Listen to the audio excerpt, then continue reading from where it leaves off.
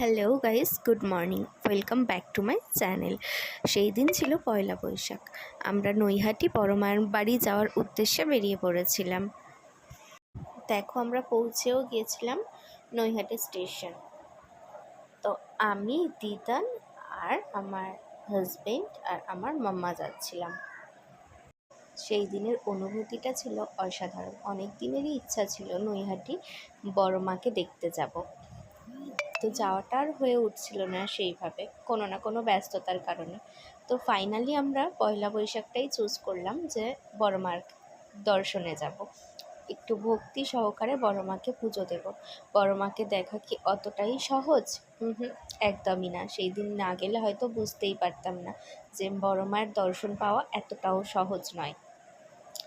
প্রায় 6,000 থেকে 7,000 লাইন ভিড় ঠেলে আমরা তারপরেই বড়মার দর্শন কিন্তু পেয়েছিলাম। প্রচুর কষ্ট হয়েছিল, তাও কষ্টটাকে কষ্ট না মনে করে আমরা হেঁটেই চলেছিলাম। সেই 6,000 মানুষের ভিড় আমরা ঠেলেই চললাম। ফাইনালি মন্দিরের ভিতরে প্রবেশ করলাম। দেখো, মন্দিরের ভিতরটা দেখলেই তোমরা বুঝতে পারবে যে কতটা ভিড় হয়েছিল। বিশাল ভিড় হয়েছিল, কারণ যেহেতু ছিল সেদিন পয়লা বৈশাখ, সেই কারণেই। অন্যান্য টাইমেও হয়, কিন্তু এতটাও হয় না, আমি জানি সেইটা, কিন্তু পয়লা বৈশাখ ছিল সেই কারণে মায়ের মন্দিরে এতটা ভিড় হয়েছিল।